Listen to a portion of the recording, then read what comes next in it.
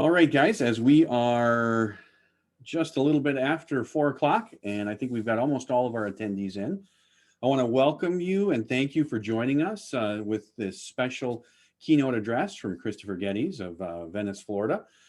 He's going to be sharing with us some ideas on how we might approach and better address diversity in our own theaters. Make sure we're asking the right questions and perhaps opening up and having the right conversations to open a door to hopefully include everyone that deserves a place here at our table in community theater. A wonderful little quote that came to us earlier this week is, once we know better, and it's our job to do better. And I can't think of a more appropriate way to look at diversity and inclusion in our theaters. So I'm extremely excited to have Kris with us today and open up this conversation. I want to talk about a few housekeeping things for all of you today. You'll notice down at the bottom of your screen, there is a questions and answers or a Q&A tab. As we're going through the presentation, I wanted to let you know that Kris will have some reference some material and also have some visual examples that we'll be providing to you as attendees via email after the presentation today. So it might take about a day or so to get those in your email, but I do want to let you know that those things that you're going to be seeing on your screen and material that Kris references during the presentation will be available to you following in an email. So I do encourage you, when you are entering your questions into the Q&A, to quickly take a moment to see what other questions are in there. You do have the option to upvote a question. So as you see things in the Q&A and you too would like that answered, instead of typing out a second time, you can click on that to like that, and that will push that question towards the top of the list.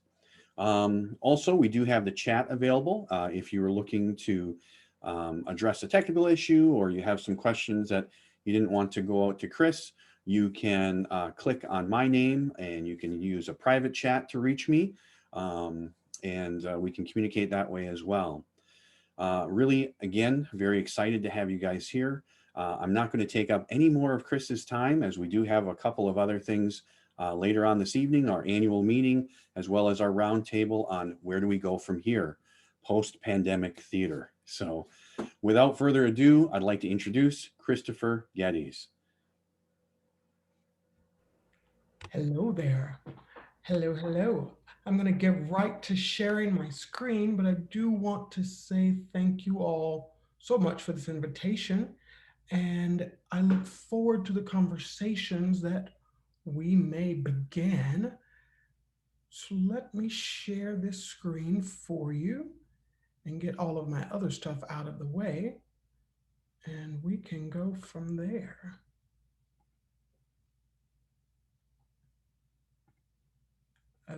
Of course, as we know, technology doesn't always like to play fair, and it is not at this very moment, but I can make it work.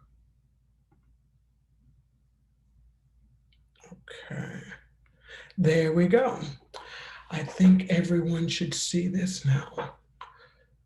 So as we began, and as I was asked to come talk with you all about what it is I do and what my thoughts are on diversity, equity, inclusion, and an invitation to the party, I thought it was important that we begin this conversation and begin a conversation that is an ongoing conversation. This is not a conversation to stop here. It is not a conversation that needs to stop here.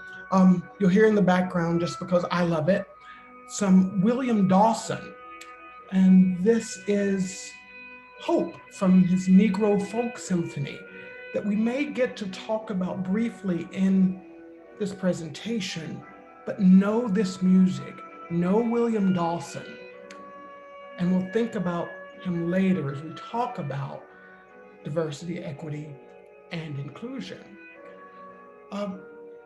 I want you all to have my name, my phone number, my email address. Feel free to reach out to me at any time. I look forward to hearing your questions, and I look forward to some of the things that we may not get to talk about in this presentation and any private questions you may have.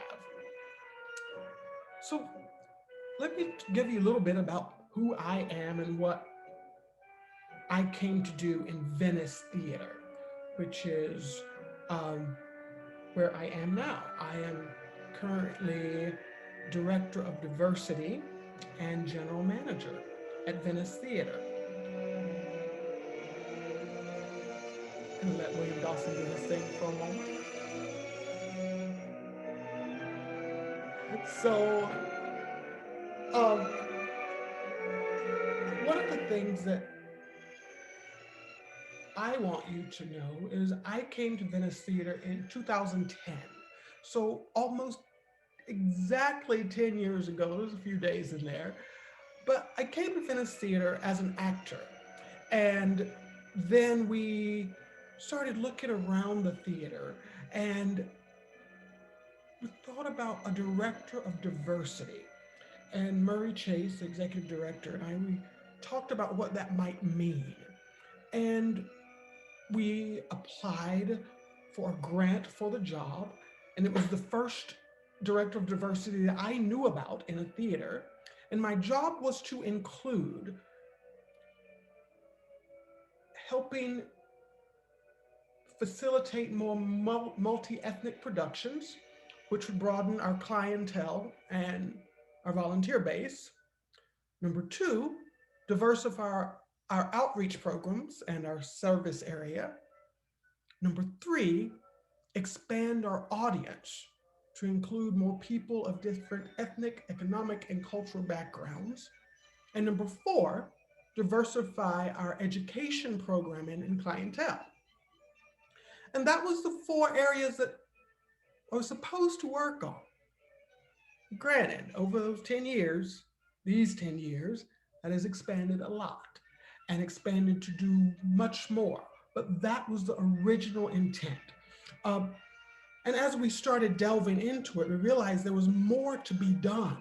There's always more to be done, always. So we'll get more into that later, but know that it has expanded.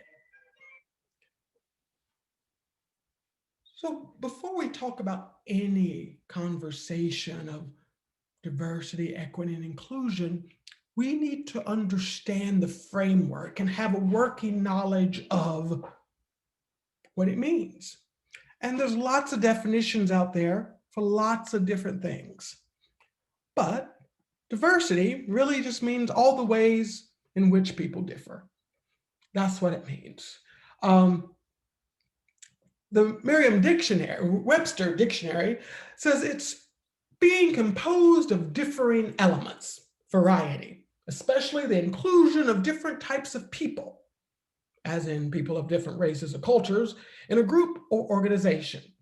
Now, that was a bit daunting as I looked at it and thought about what is a director of diversity?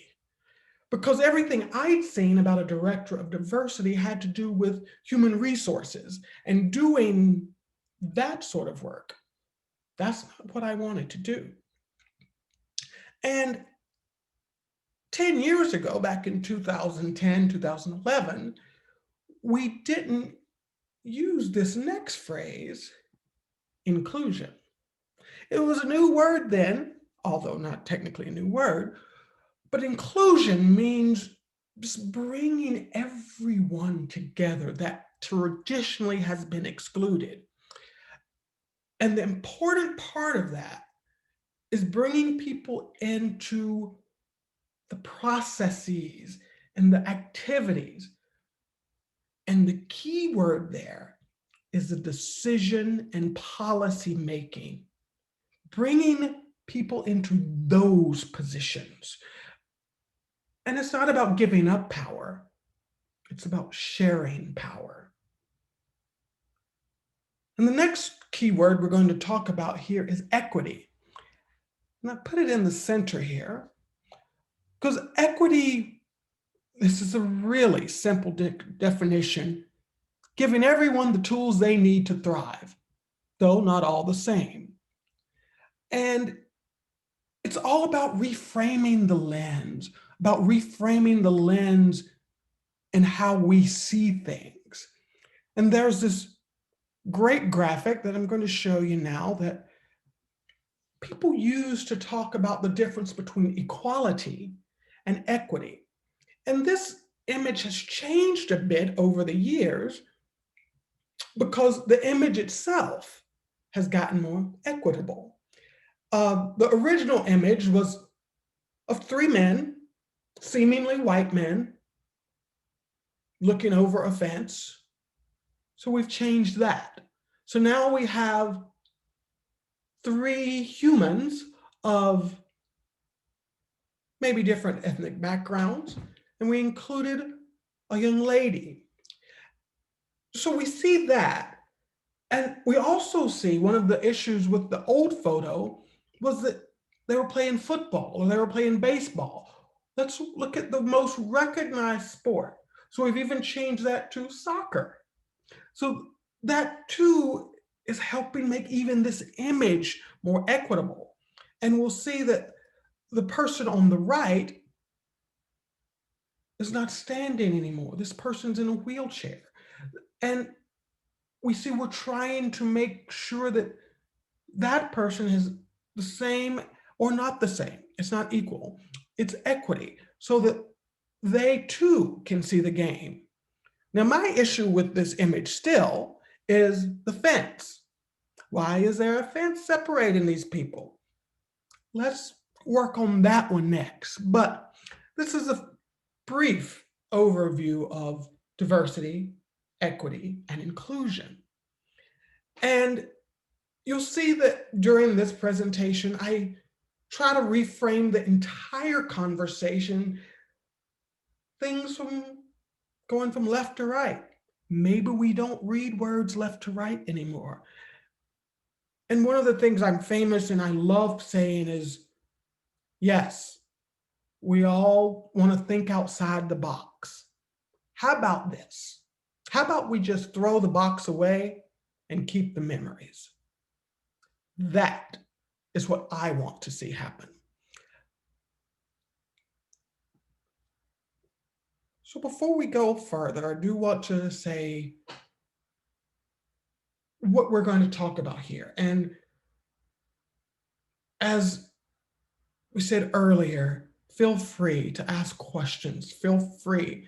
I'll try to get to as many questions as I can. And if I don't get to them before we finish here, know that I will answer every question.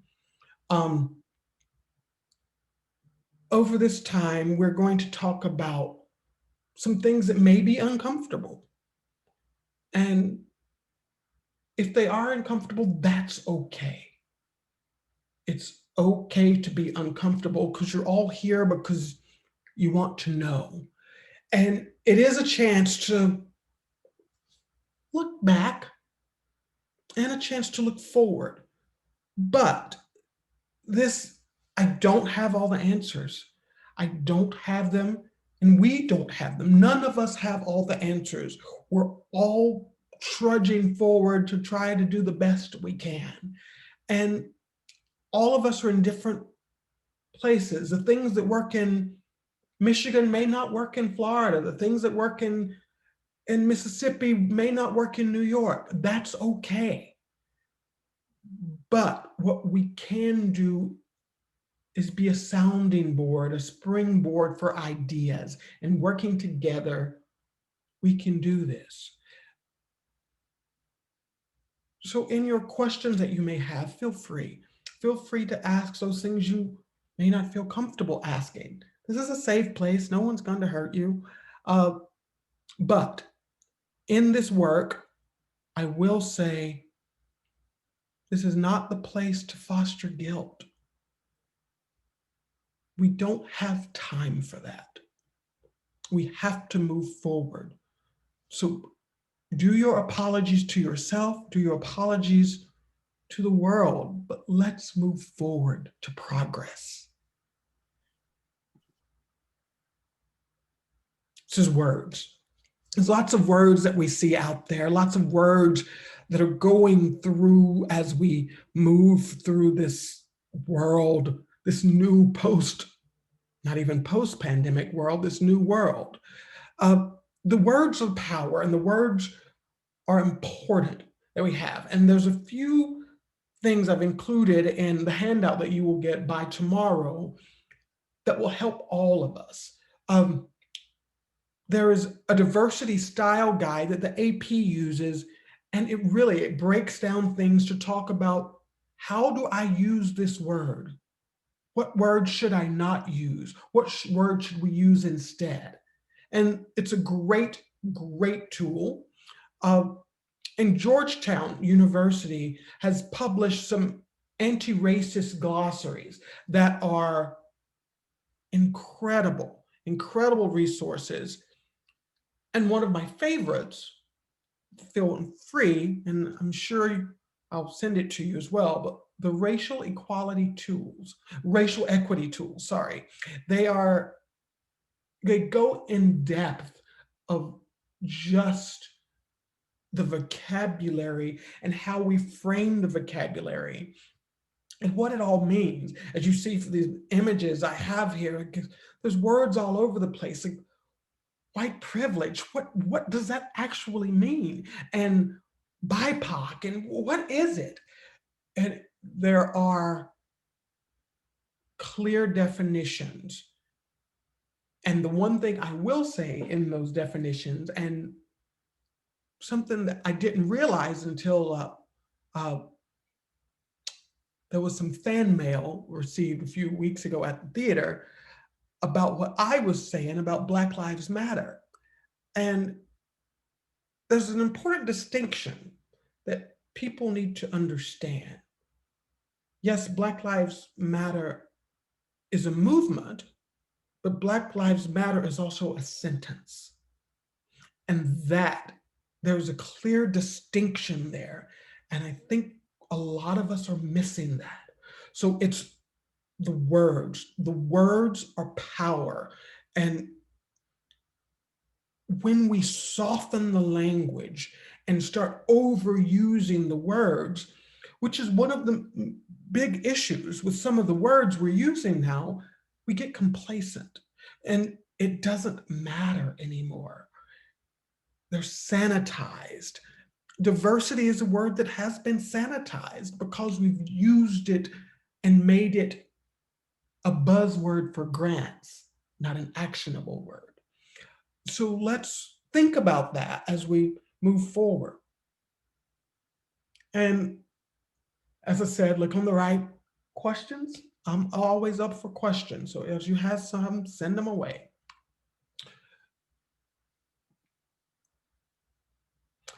Next, I'm sure we've all seen the statements.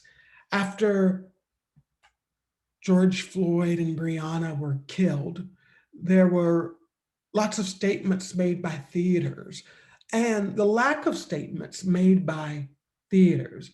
On the left, you can see a clip from Dear White American Theater, which is a very interesting document, and I support a majority of this document because it's true. It is very true. And on the right, I do want you all in your free time, I know all we theater people have so much free time, but check out Opera Theater St. Louis. They are doing this right. And that statement on the right is their statement.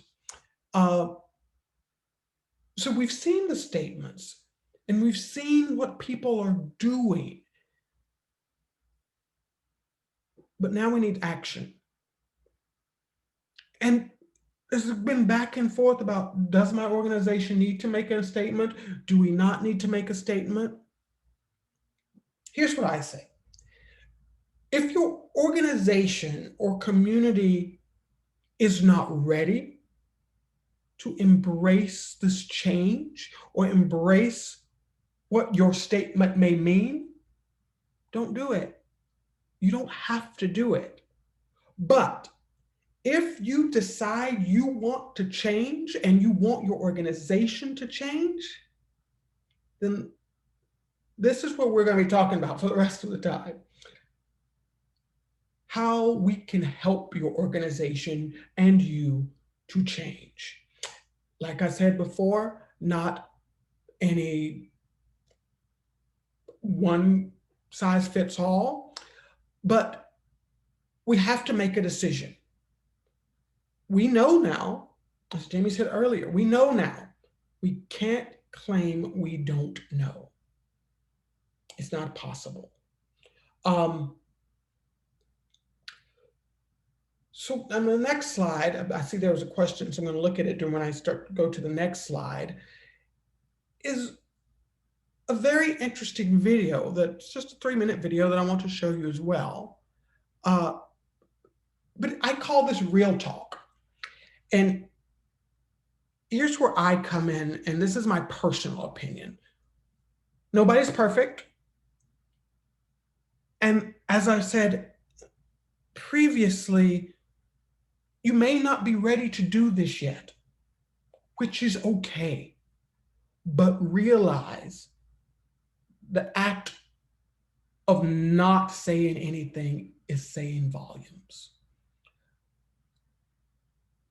And this next statement is me. I am not a person to ask for a seat at the table. I don't want your seat at the table. I want the entire table to change. Let's restructure everything about it, because the table that has been set is a table that never wanted me at it in the first place. So let's change that. So let's watch this clip and I'll answer this question. Let's make sure you can all hear it. My sister-in-law, who's half black, half white, but looks white, blue eyes, whiter than most white folks, very white. She and I, we kind of grew up together. We raised our children together. So they're first cousins, and it's a wonderful, very, very multicultural family. So we're going in a Safeway one day, and Kathleen, my sister-in-law, is in front of me, and she's, writing a check for her groceries. Now, my daughter, who at the time was 10 years old, was standing with me, and I was directly behind her, getting ready to get my groceries. So Kathleen comes up, and the checker, who is a strawberry blonde, freckled, very delightful, warm, the checker, this young woman, is talking to Kathleen. Hey, how you doing? This is a nice day today. They're just chatting up. And she says, yeah. So Kathy writes her check, and she steps off to the side with her groceries because she's waiting for me. Of course, again, Kathleen looks white, right? So I come up. No conversation. She looks up at me. Absolutely no, just little chatter. And I write my check. My daughter, however, is 10, notices immediately the difference in how she responds to me. So I write my check, and she goes, I'm going to need 2 pieces of ID. At which point my daughter looks at me, and she gets very, very embarrassed, and tears are kind of coming up in her eye, like, Mommy, you're not gonna let her do this. Why is she doing this to us, right? So I'm trying to figure out what I should do, because behind me are 2 elderly white women, right? And I'm thinking, okay, so then I become the angry black woman, right? And they're gonna be, and I'm just trying to second guess all the drama. So then I just give her the 2 pieces of ID. I said, some things you gotta choose your battles, right? And then it gets worse. She pulls out the bad check book, right? So this is the book that shows the people who've written bad checks. So she starts searching for my license in the bad checks, at which point it's just out of control now. Just as I'm standing there, trying to decide what to do, and it's really deeply humiliating. Now my daughter is in full-blown emotionally upset, who's 10. My sister-in-law walks back over. And she steps in and she says, excuse me, why are you doing this? And the checker goes, well, what do you mean? She goes, why are you taking her through all of these changes? Why are you doing that? She goes, well, this is our policy. She goes, no, it's not your policy because you didn't do that with me. Oh, well, I know you've been, she goes, no, she's been here for years. I've only lived here for 3 months. And so at this point, the two white elderly ladies go, oh, I can't believe what this checker has done with this woman. It is totally unacceptable. At which point the manager walks over. So the manager walks over and says, is there a problem here? And then my sister-in-law again responds. She goes, yes, there is a problem here. Here is what happened. So you see, she used her white privilege. And even though Kathleen is half black and half white, she recognizes what that means. And she made the statement. She pointed out the injustice. And she, as a result of that one act, influenced everyone in that space. But what would have happened? I can't know for certain had the black woman said, this is unfair. Why are you doing this to me? Would it have had the same impact? But Kathleen knew that she walked through the world differently than I did. And she used her white privilege to educate and make right a situation that was wrong. That's what you can do every single day. So that is a powerful video, I feel, as we start to talk about this view that we're going to chat about. There was two questions, and I'll go ahead and answer them now. One was, how do we come up with a statement? Well, that's a great question. The easiest way I feel to come up with a statement, as theaters do this, is be honest. Your statement is not something you're going to publish immediately. It's probably going to go through some revisions and some thoughts, and all the strategic people, all those people, so stakeholders, they need to have some say in it. But don't release any statement you can't stand behind. And this is something we're going to talk about as we start talking about the 10 tools in just a moment. So pay attention to that part. And if there's more questions later, we'll definitely come back to it. And another question about the box, and some people not ready to be out of the box, which is completely true. Not everyone's ready at the same time, and that's okay. I do feel our job in the arts is to educate. I'll talk about that in a few slides as well. And help our audiences, help our volunteers, help our staff, help our donors, help everyone move forward. So throwing away the box is okay for me because I'm ready for that. It may be okay for you because you're ready for that, but not everybody will be. So our job is to help them get ready, prepare them to throw the box into the garbage. So those are those two questions. But let's move on to this slide, talking about how do we begin this process. We start at the top. We start at the very top of the organization. What is your mission? Stand by that mission. Or the mission may need to be changed. That's okay too. And if you want to change the mission, do it. Get with those stakeholders, get with that board of directors and change it. And we'll talk about that as I talk about this changing world we're in. And then look at your bylaws. What do your bylaws say? And many of us nonprofits are looking at all of our bylaws right now because the bylaws have to be changed. Because many of us say, oh, we have to have an annual board meeting and you have to have X number of people in a certain place at a certain day. Well, obviously that's not happening. So your bylaws need to change. If you can change your bylaws for that, we can change our bylaws for this. And there's 4 questions I think we should look at. I only put 3 on here because the 4th one is a very personal. First, look at your board makeup. What does it look like physically? What does your board look like? Do Does your board and your staff reflect the community you want to see?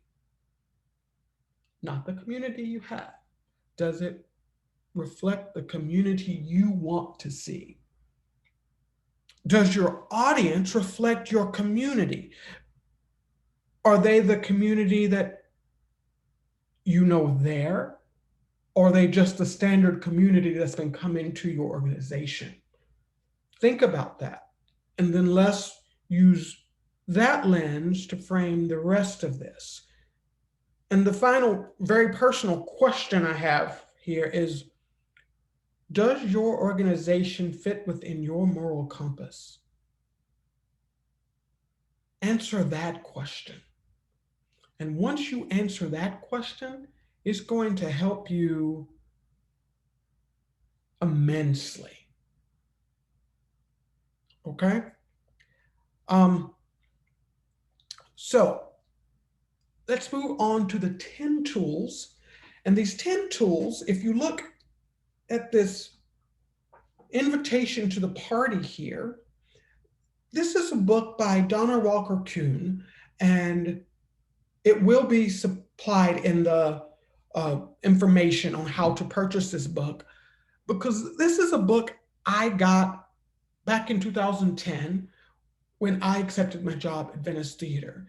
And it is the Holy Grail, or the Bible, however you want to call it, of what I call not just audience development, but helping figure out how to frame this process that we are going about. So these 10 tools, and I will get to this question that was asked most definitely here. 10 tools for audience development is what Donna calls them. However, I don't think it's just 10 tools for audience. It's 10 tools for developing an organization and changing and growing an organization. And the two big things, if you see this quote here from 7 Highly Habits of Effective People, the two things, if you take nothing else from this, we have to build trust and we have to listen. Those are the two most important things. And one of the ways we do that is the first tool. We have to build an investment. Now, I'm briefly going over these tools now, but we'll expand on them. We have to build an investment because we're building for the future. That is where we are. Commitment. This is not a short-term thing. People have asked me, so how long do we think this is going to take? What's going to happen? When the board of directors at Venice Theatre asked me what I thought this would be, I gave them 10 years. That was how long the starting process would take. Going back to the question I asked earlier, who is your audience? You've got to research that. Once you find out who the audience is, you've got to educate your artist, those people on stage, those people you bring into your building, your volunteers, and your audiences and your artist, which also includes your staff, your board of directors, and volunteers. I mean, this is the part I love. It's the review and analysis.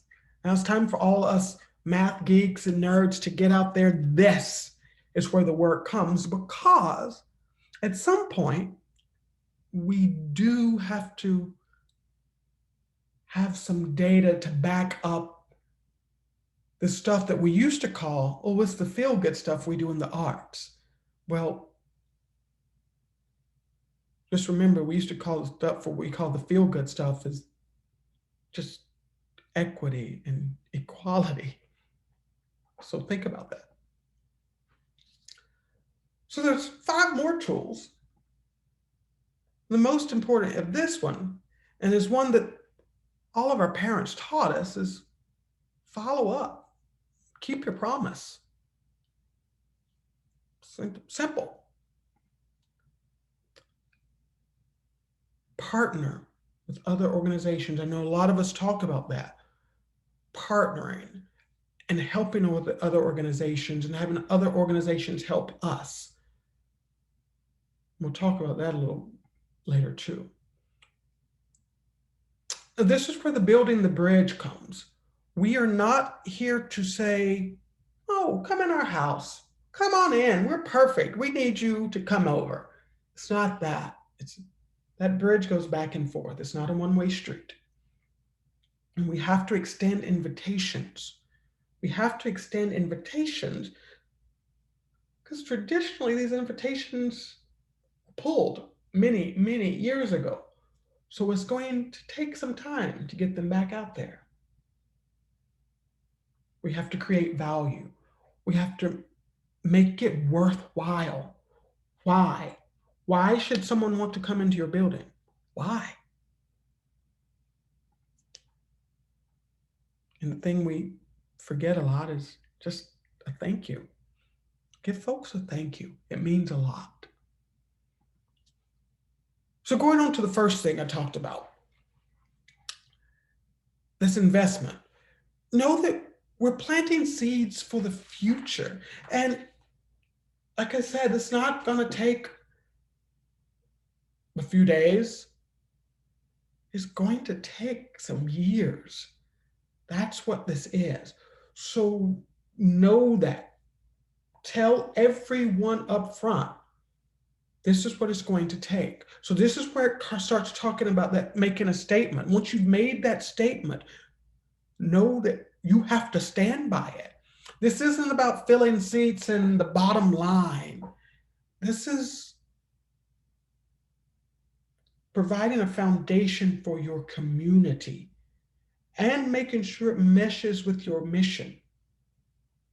And your board has to be on board. Your staff has to be on board. Your volunteers have to be on board. Now, it doesn't mean that everyone needs to be, we all have to be on the same bus, but we all don't have to be in the same seats that we were. So maybe some of these seats need to be rearranged because some folks' focus may be a little different. This is where we're talking about some people not ready to throw that box away yet. It doesn't mean they don't want to be on the journey. It just means they might not be ready to drive yet. That's okay. Let people fit where they need as long as they have that same passion, that same drive. Let them do that. And above all, as you start this process, remember, ask for nothing in return. This is a thing, don't go to communities to say, oh, we're doing this great show for Black History Month and it'd be great, we need you there. Or, oh, we had this great show for Spanish Heritage Month. Well, no. That's not the time to go speak to someone. The time to speak to them about what we need is 5 years ago. So that when you do this show 5 years from now, it's not an insult. It is actually an ask.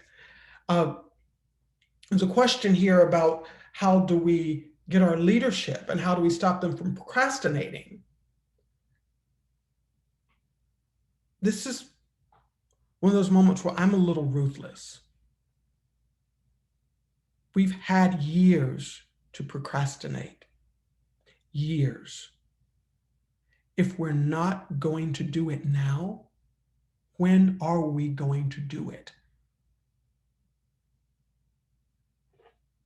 This is why I say, is everyone on board?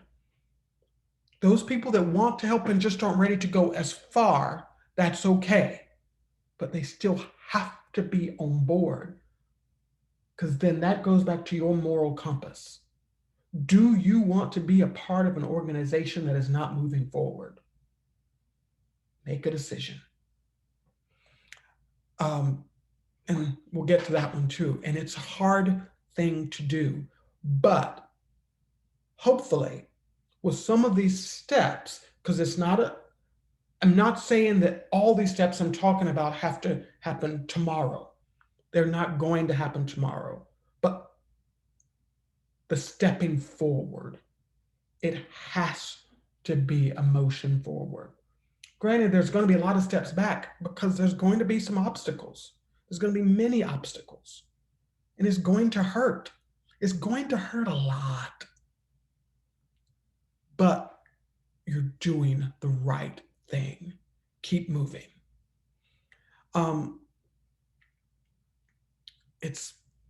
You've got to keep moving. And this is where the first question that was asked about how do we get volunteers and people involved. We have to step outside of our comfort zone, step outside completely, step to other organizations. It is our job as that person who is facilitating this to join other community organizations, join the Rotary, even if you don't like it. You have to show that you are willing to step out. One of my favorite lessons I ever learned in church, and one that I still remember, was when the pastor spoke about go to hell. If you want to keep talking about those things that we don't like, you can't do it unless you go see it. We can't talk about, oh, well, if these people just came to us, they would feel comfortable. Well, why would they feel comfortable? If you haven't been there, then why would they feel comfortable coming to you? So this is a join in other groups, join other boards, learn about your community, learn about things that have nothing to do with theater. That's where this is going to help. This is that beginning process. This is all external to the internal. And we talked about this, is where we have to have the board. We have to look at the leadership of your organization. What's the power structure? If it needs to change, it needs to change. And we can talk about that offline too, of how you want to change it. But it has to. Now, as you change this leadership and as you change who you are and that identity, remember to change your website and your social media. Remember, that's where we all look now. So if you change your board, change the photos of the board so that we know you're being more inclusive.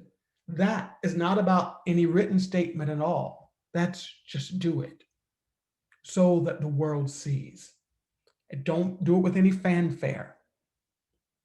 We're not going to pat ourselves on the back for doing what's right.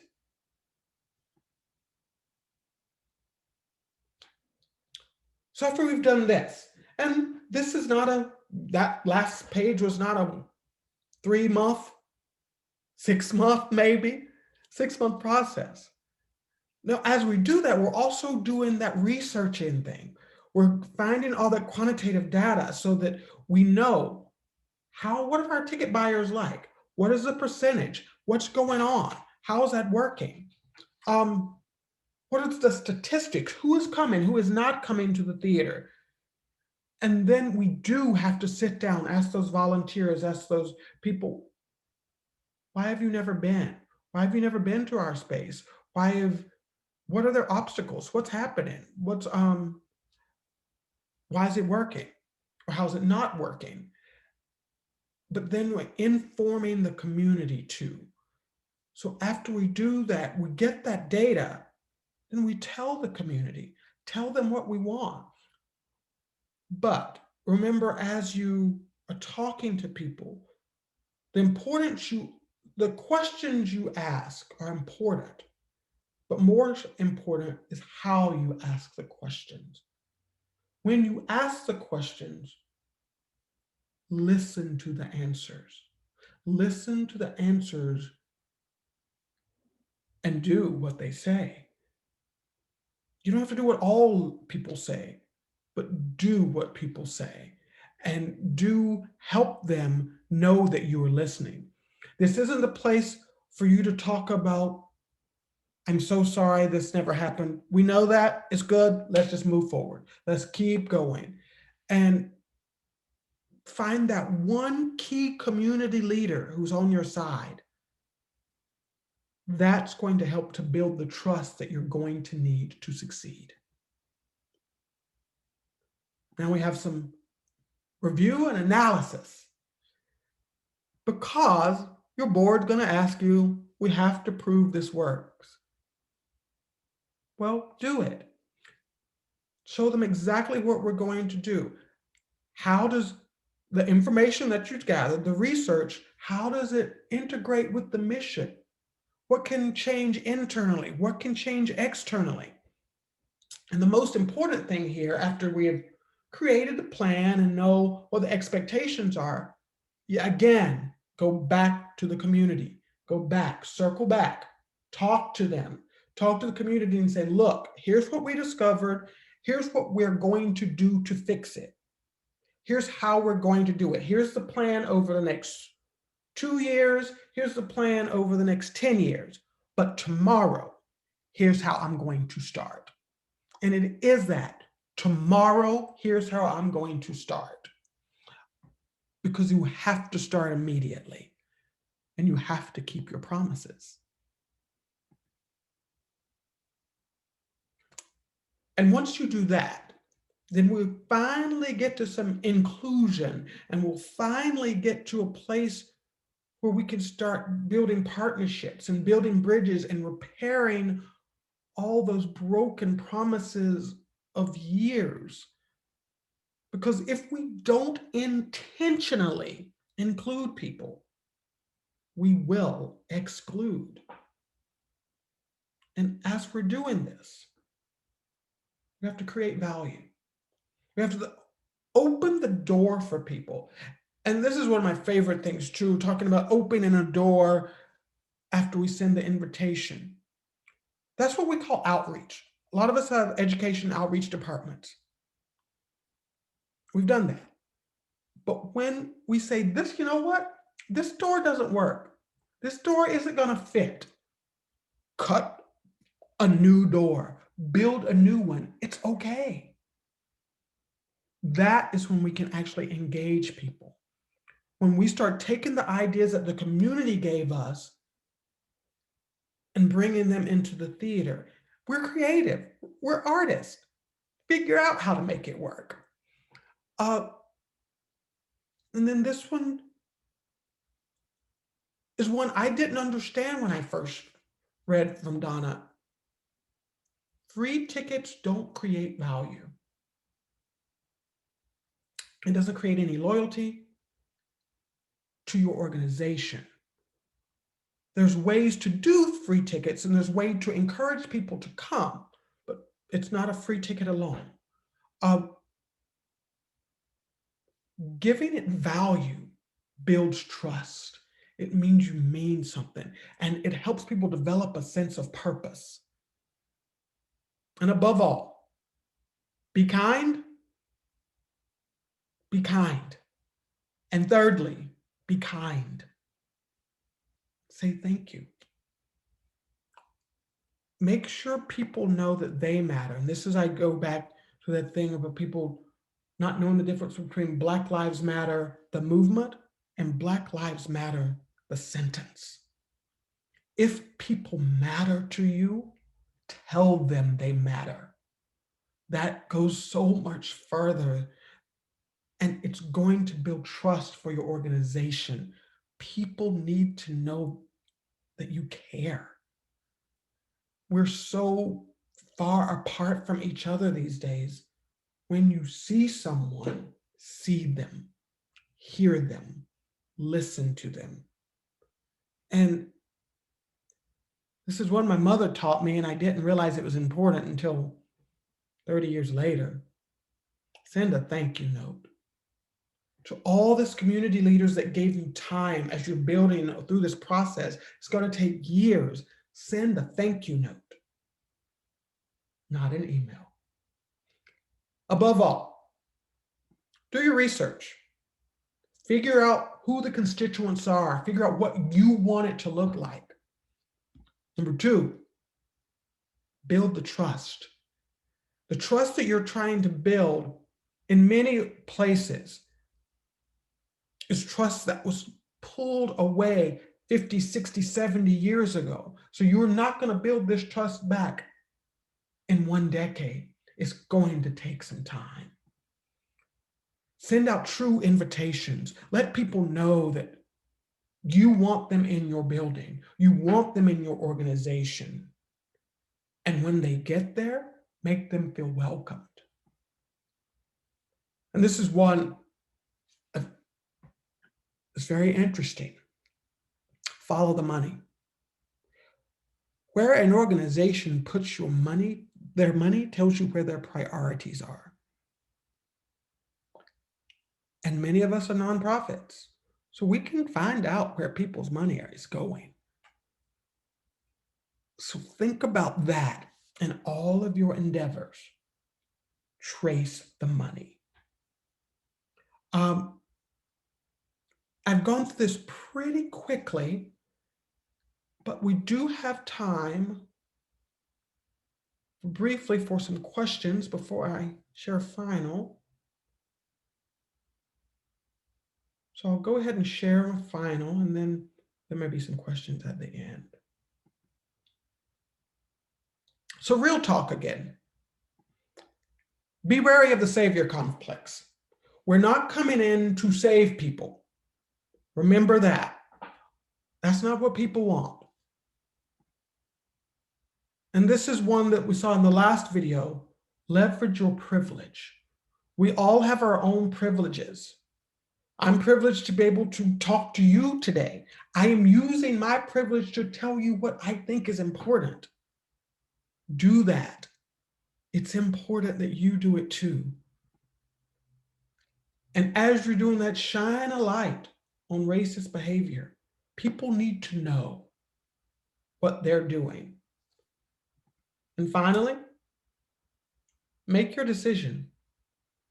You're either racist. So you're not good at golf? Or anti-racist. There is no in between. Make the decision. Now, just for a little levity. White.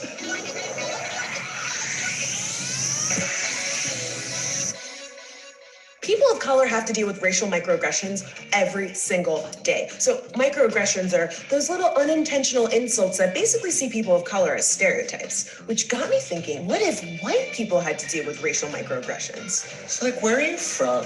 No, like, where are you really from? Why do you have an accent? Like a Swedish accent. You know, your English is really, really good. It's like I can't even tell you have an accent or anything. I don't have an accent. No, that's what I'm saying. You don't speak Gaelic? You don't speak German? Can you say a curse word in European? You know, like, what does that even mean? Hey, Connor, you know about NASCAR stuff, right? Can you take a look at this? Can you teach me how to line dance? Play the banjo? Act entitled in the supermarket. I love white food. No real flavor to it. Never an upset tummy. You're so exotic. How do you get your hair like that? I love how it's so limp. Ew, why does it feel like that? Oh my God, so it just does that? You know, you are really pretty for a white girl. Your eyes are so round, like this. You know who you look like? Kenny Chesney. Zach Braff. Emma Stone. Rachel Maddow. My friend Chad. Maybe you know him, because he's white too. No, Emma Watson. Not Macklemore. What's the other guy? No, is it Emma Thompson? It's CHAD, like Chad. One of the Emmas. You look like an Emma. You know who you look like? I bet you hear this all the time. Jeffrey Dahmer. How does it feel to be the token white guy in the office? Hey, Connor, can we get a white perspective on this? I love everything about white culture. You guys are like so fun. What do you mean you don't listen to Creed? You're white. You've never tried meth. But you're white. You don't act like a normal white person. You're not really white, though. You're not really white. I'm whiter than you are. So, did all your ancestors own slaves? No, but of course he wishes that he could still own slaves. That's a part of his culture. Bryce, back me up on this one. The thing you have to understand about white culture I is went that to white an historically white college, so I know about I white culture. backpacked Okay, in Europe. So can you see how ridiculous this was? I know. Story of my life. If you've ever experienced microaggressions because of your race, gender, sexuality, or body type, go ahead and vent about it in the comments. Can you teach me how to, like, take a really popular rap song and, like, make it a ukulele song? So that was just some fun. And there's so many resources out there. And as we said, not all are equal. And there's some that are good, some that are bad, and some that we don't know yet. And there's so many coming out all the time.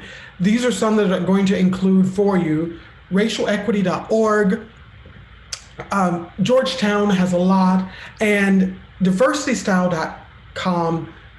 That is an incredible resource. And AACT has some incredible things on the COVID pandemic, and incredible resource roster that is always there. And soon they will have some resources like this on to talk about and facilitate the conversation that we're having. So we have like 3 minutes for questions, but like I said, still want you to know, here's my phone number, here's how to reach me.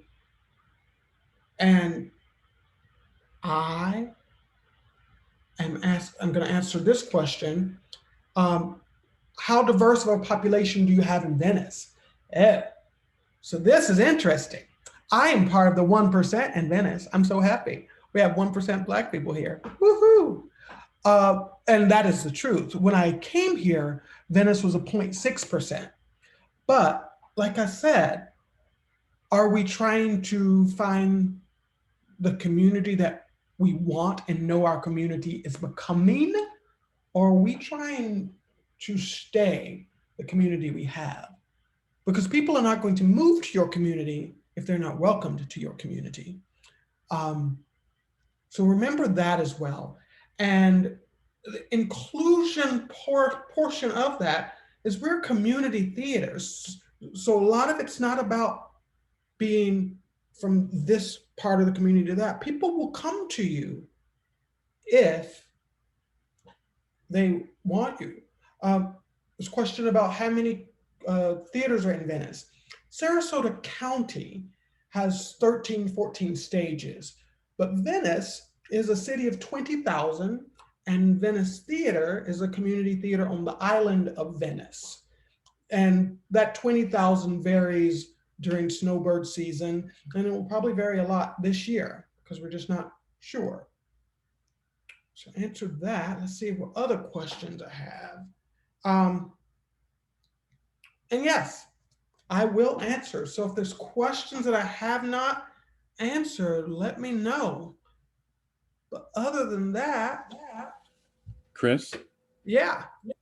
Kris, I love the chance. Many of our attendees don't realize that we held some rehearsals and we did some videos ahead of time, and you and I got to talk. And I'm located in the Upper Peninsula of Michigan. And I thought it was so interesting that even though we are about as far apart as we could be, our communities are nearly the same in size and diversity. And it was such a shock to know. And it's such a doable and attainable task to reach outside of what you're doing. Once you know better, you do better. And I'm just so grateful and excited that you shared this information with us. And you know, in my area, it's a little bit different. I've got some ideas and thoughts now I want to pursue on some Native American or Native inclusion, as that is what I understand to be the preferred term to use. So I'm excited, and I feel like this is the time. This is absolutely the time to get moving on it. So. And I appreciate how open you are, and I've never felt more comfortable with how you shared the information, how you started the conversation today. So thank you so much. Thank you, sir. Thank you, thank you, thank you. And yeah, I'm just looking at seeing if there was any more questions, but most definitely, like I said, feel free to reach out at any time. And it's not about, oh, Kris will tell you the right answer. It's about being a sounding board. I'm very open to that. And I hope all of you, and you wouldn't be here if you weren't, are open to helping make this world better. That's our job. Make it better. But other than that, that's all I've got.